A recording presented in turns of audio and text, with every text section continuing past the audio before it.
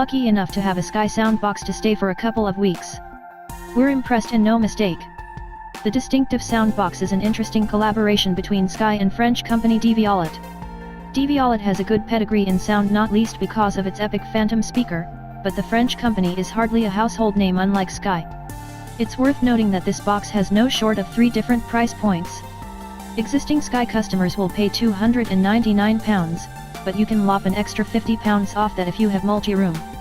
Sky says it doesn't plan to offer it on a pay monthly basis at present, but we reckon that could be a good idea to get people signed up for the Soundbox.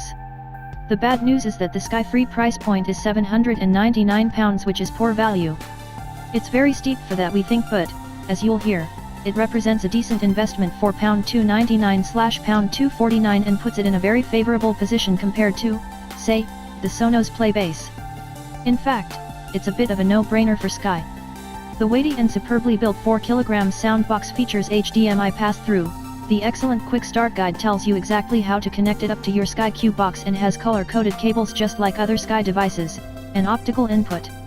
The box also features Dolby digital support in addition to Bluetooth 4.1 for streaming from smart devices. AirPlay is supported by the Sky Q box itself, but the Soundbox sadly doesn't have, say, Spotify Connect support, which would have been great.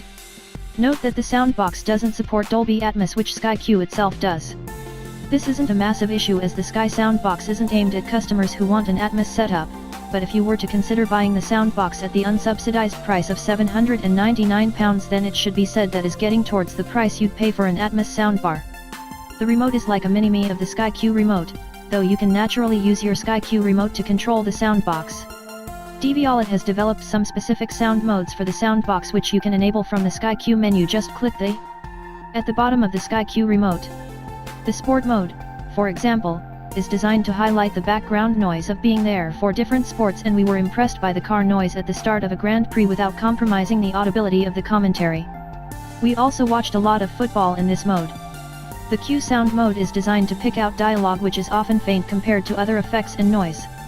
As we heard it at the original demo, we also watched Skyfall's MI6 sequence at home, complete with the type of dialogue that often gets lost in the mix. Using the Q sound mode, the dialogue was immediately clearer over playing the same sound from the TV. A gunshot that had seemed unfathomably loud when we were played it from TV was dialed down the mix through the Soundbox, although not so much that it seemed quiet. It was all a lot more balanced. The box cleverly uses the walls in your home to bounce the sound from, giving the impression of a multi-speaker surround sound system. There are also 3 2-inch full-range drivers directed towards the front and sides of the box in addition to 6 3-inch woofers. And the sound is powerful, clear and room-filling. It's also excellent for listening to bass-heavy music and movies.